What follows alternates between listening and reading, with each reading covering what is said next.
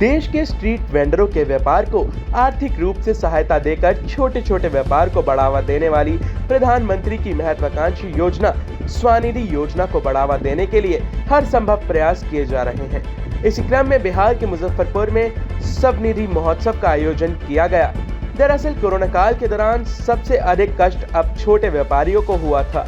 वैसे व्यापारी जो अपना रोज का व्यापार खत्म होने के बाद रात के खाने का इंतजाम उसी पैसों से करते हैं, जैसे सत्तू विक्रेता, चाय दुकानदार और लिट्टी चौका दुकानदार, फल विक्रेता, चूड़ी विक्रेता, भूंजा विक्रेता, सब्जी विक्रेता के साथ आइसक्रीम विक्रेता और न जाने अब तक कितने छोटे छोटे दुकानदारों का व्यवसाय कोरोना काल में बंद हो गया और आर्थिक मार झेलने के बाद इन दुकानदारों की स्थिति काफी दयनीय हो गई थी। ऐसे ही दुकानदारों को फिर से अपना व्यवसाय खड़ा करने के लिए केंद्र सरकार ने इस योजना को चलाया है।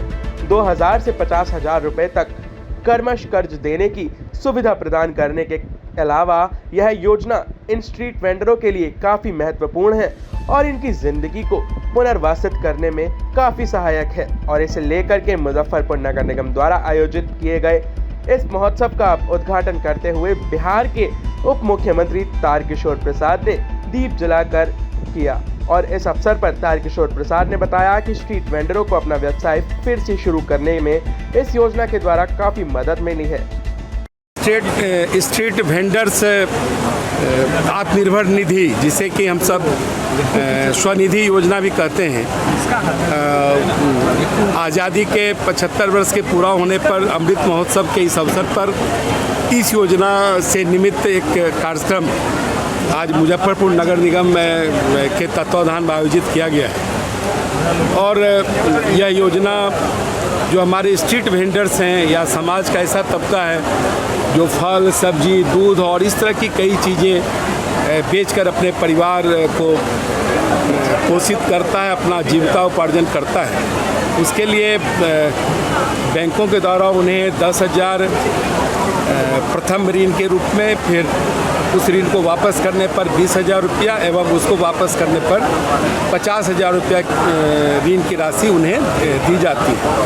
और समय वापस करने पर जो इसमें सूद का दर है 7.6%, उसमें 7% का जो सूद है उसे वापस उनके खाते में भी जमा हो जाता है। और इसमें जो एक अच्छी बात है कि डिजिटल ट्रांजैक्शन को इसमें प्रोत्साहित किया गया है और 200 डिजिटल ट्रांजैक्शन का एक महीने में होता है तो 100 रुपया उनके खाते में वापस जमा हो जाती है।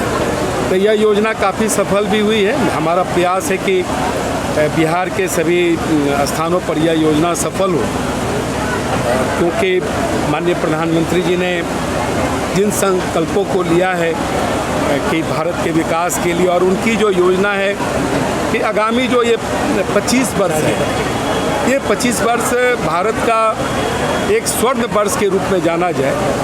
आगामी जो माननीय प्रधानमंत्री ने जिन संकल्पों को लिया है वो सिद्धि तक पहुँचे, इस आलोक में हम सब या हमारी सरकार या भारत सरकार काम कर रही है और यह योजना सफल हो, क्योंकि इस योजना के साथ साथ और भी कई योजनाएं हैं जो लोक कल्याणकारी योजनाएं हैं, वो भी लाभ उन तक विशेष तौर पर पहुंचाने के लिए हम सब उसका शिविर का भी आयोजन करते हैं।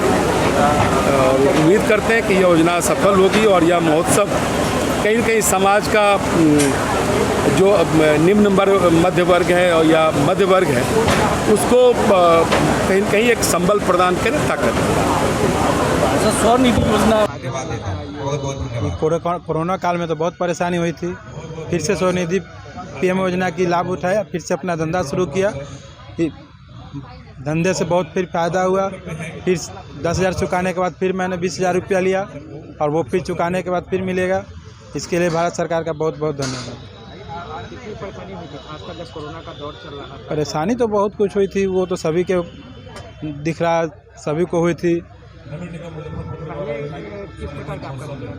कोरोना से पहले तो बहुत अच्छा था, कोरोना आने के बाद बहुत परेशानी हुई। फिर से मैंने पीएम स्वनिधि का लाभ उठाया और फिर से अपना धंधा शुरू किया। कैसे कैसे इसका आपको लाभ मिला? पहले कितना? पहले 10,000 मिला, 10,000 चुकाने के बाद फिर 20,000 मिला, फिर 20,000 चुकाएंगे, उसके आगे का फिर जो होगा वो मिलेगा। काफी खुश हैं आप इस प्रकार की योजना? जी। पानी मिलेगा? प्रमोद शाह, क्या है दुकान आपका? सत्तू का। कब से कर रहे हैं? सत्तू का दुकान तो 2003 से कर रहा हूँ। क्या नाम है आपका? प्रमोद शाह, कहाँ के रहने वाले हैं? जुड़न छपरा। टाइम 8 बिहार के लिए मुजफ्फरपुर से ब्यूरो रिपोर्ट।